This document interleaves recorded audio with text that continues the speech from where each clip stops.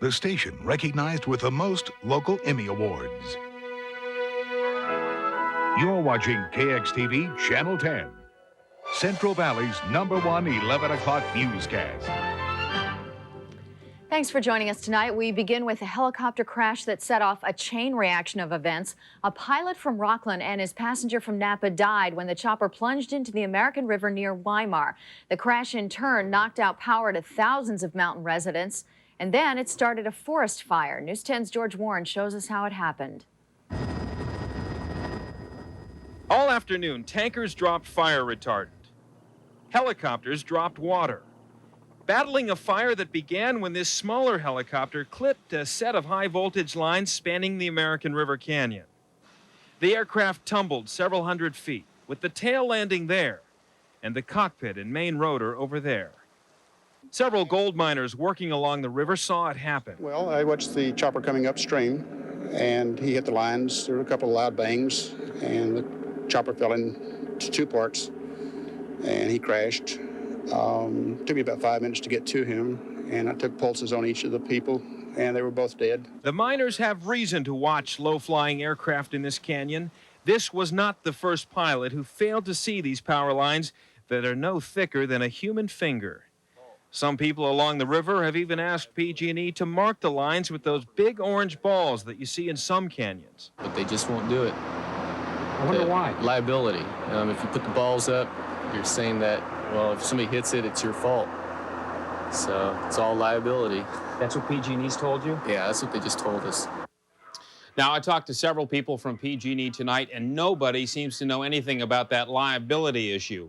What they all pointed out, though, is this. PG&E is only legally required to mark power lines in major flyways, and with over 100,000 miles of power lines in California, the utility says it can't mark them all. Beth? Along the river there, George, near Weimar, is it just a very little bit of power line that dips down into the canyon? Yeah, in fact, if you're not looking, when we fly up there in Air 10, our pilot has us always looking for those telltale patches along the side of the canyon where the power lines are running down. But then they span a couple thousand feet across, and as I said, they're no thicker than your finger. And if you're not looking carefully, it's easy, as we've seen today, to fly right into one of those things. Yeah, well, the question raised is a good one that we need to find an answer to. Thanks, George. Another helicopter crash has left race car driver Davey Allison in a coma tonight. Allison was piloting this helicopter when it slammed into the infield at the Talladega Speedway in Alabama. The 32-year-old suffered severe head injuries, a broken pelvis, and an injury to his lungs. Witnesses say the chopper hit a fence and then crashed upside down as it was taking off. Allison had just received clearance to fly helicopters yesterday. Again tonight, drama in two different high-profile murder trials. So we're going to begin with Eric Houston's trial in Napa and the riveting testimony as his defense got underway. A psychiatrist who treated Houston tells the jury that he believes that Houston was sexually molested and abused by former teacher Robert Brenz. The doctor went on to call Houston schizophrenic, and when Brenz flunked Houston, he says that was enough to set off the 21-year-old on the deadly shooting spree at Lyndhurst High. Mr. Brenz apparently made a direct attempt to fondle him in the genitals the first time, which caused a significant, overwhelming reaction in Mr. Houston. Eric Houston might testify in his own defense tomorrow. In Monterey, the trial of boarding house landlady Dorothea Puente is expected to go to the jury tomorrow. Lawyers for Puente wrapped up their closing arguments in just one day. That was today. The jurors heard defense attorney Kevin Climo describe Puente as a kind and caring landlord, not the mass murderer the prosecution has made her out to be. I could look her in the eye and say, Dorothea Montalvo Puente, you're a thief.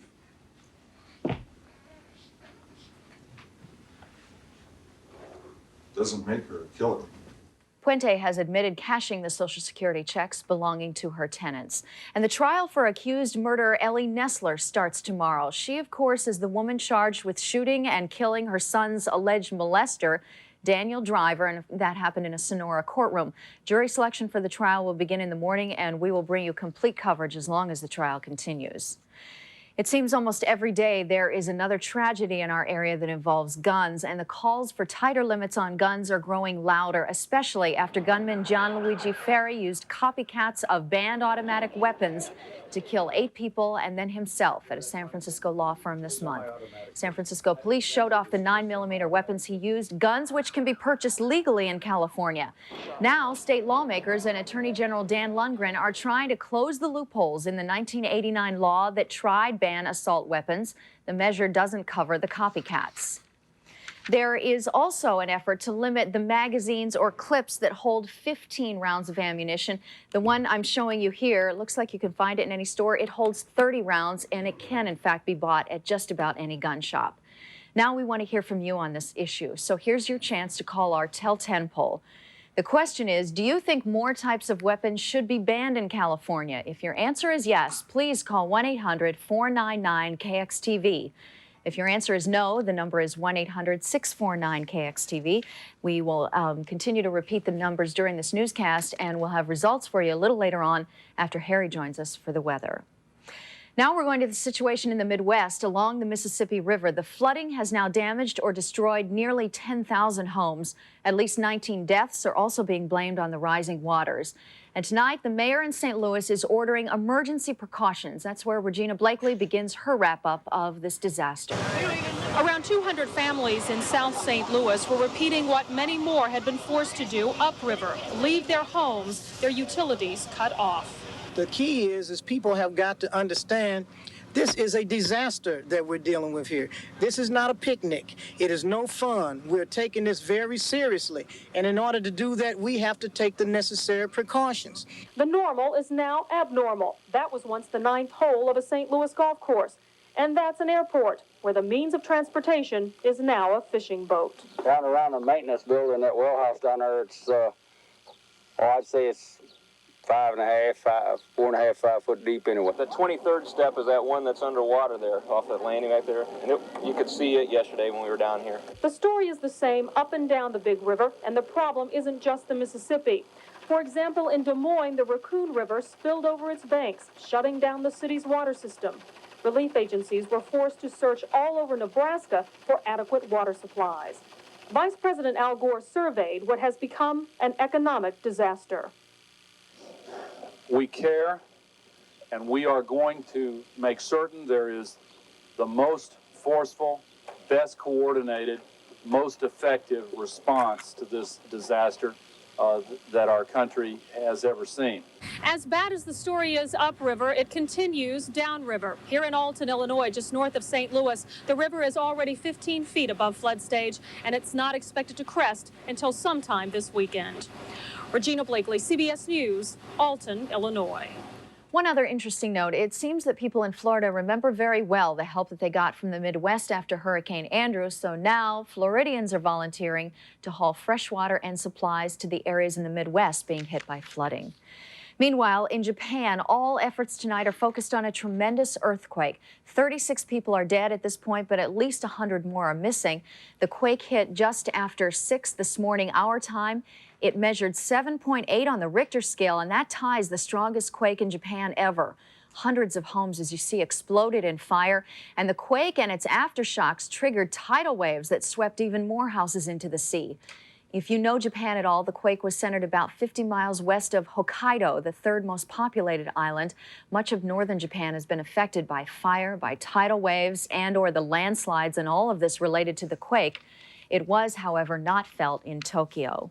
Another major international story tonight happening in Somalia. An angry mob took out its frustrations on journalists, and the results were deadly. And that action sparked by another UN raid. That's the headline tonight as we check the world in a minute.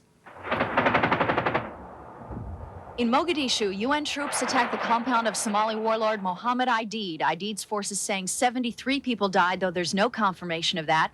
The backlash proved deadly. 2 news photographers were killed, and 2 members of a TV crew are feared dead after angry Somalis shot and beat them. Tensions are high in Baghdad once again. UN's weapons inspectors denied entrance at 2 Iraqi missile testing sites.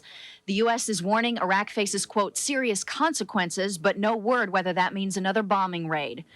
Another deadly day in Sarajevo. A mortar shell slams into a crowd waiting for water. A dozen people were killed. Water mains have been out in Sarajevo for more than a month now. Serbian forces are blamed for the attack. And in North Korea, the remains of 17 American servicemen are returned, all thought to have died 40 years ago in the Korean War. The remains of 8,000 more Americans could still be in North Korea. And that's the world in a minute. Coincidentally, this comes a day after President Clinton left South Korea. He's spending a couple of days with his family right now in Hawaii. This is a stopover after the summit in Tokyo, and we're told that he'll be back at the White House on Wednesday. Now there's much more ahead on News 10, including a recall that we have to tell you about on some infant car seats. Also, a record-breaking weekend at the box office led by the novel-turned-movie The Firm. Plus, a look at this video of a woman who is goofing around with a whale, but wait until you see what happens when the whale decides to get a little bit rough. Harry, what's up? How hot can it get this time of the year, and how close will we get? I'll have the full story in just a couple moments. And before we leave you, once again, the numbers to vote in our Tell 10 poll on gun limits. We'll be right back.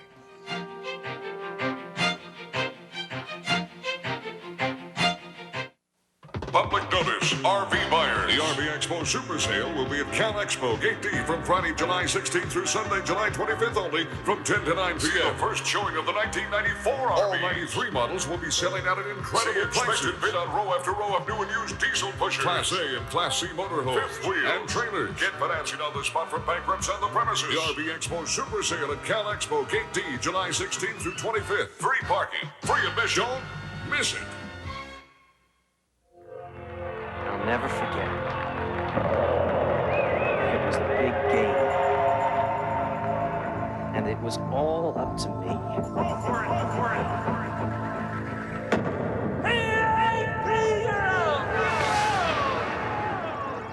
For years, I've been wishing I'd swung at that pitch.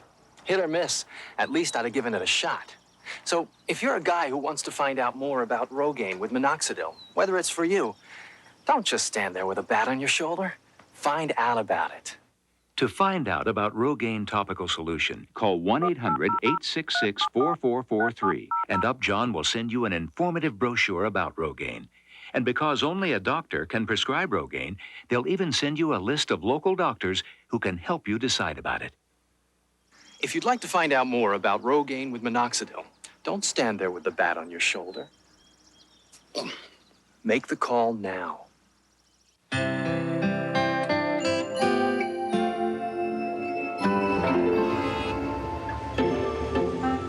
Lost, little boy? You're in the wrong place, man.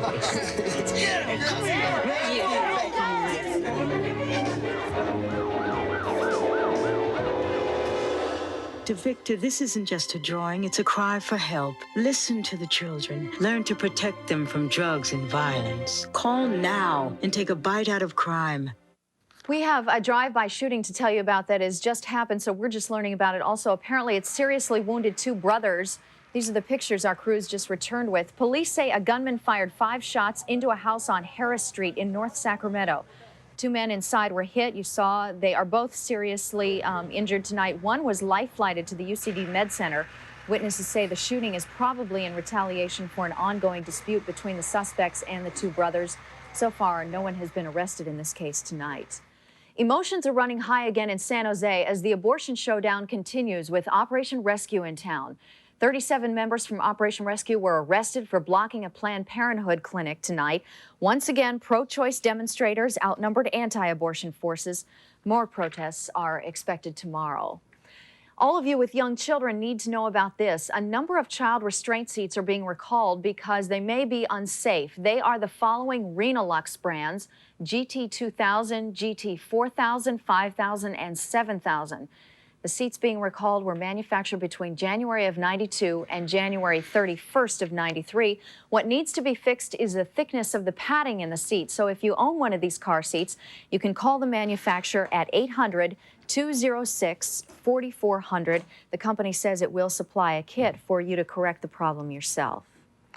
Well, you might remember a few months back when Sears announced that it was shutting down its catalog operations. This was at the end of an era and a bit sad passing for many people. But as Dan Kennedy of the Business Journal tells us, there's a definite silver lining in this case.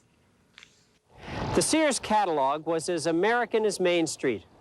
But last winter, Sears discontinued their catalog and announced they were closing all 5 Sears catalog stores in the Sacramento area. It was a shock for the independent Sears store owners, but now there's good news.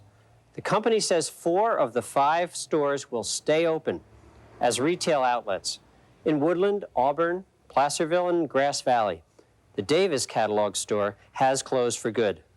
People prefer to shop in their local stores here, it seems, rather than driving into Sacramento, and we're not able to satisfy all those needs, but I think generally it's going to be a good situation. Mostly they're selling appliances, electronics, and lawn and garden equipment. In a lot of the little towns around Sacramento, it's hard to find some of these things. The small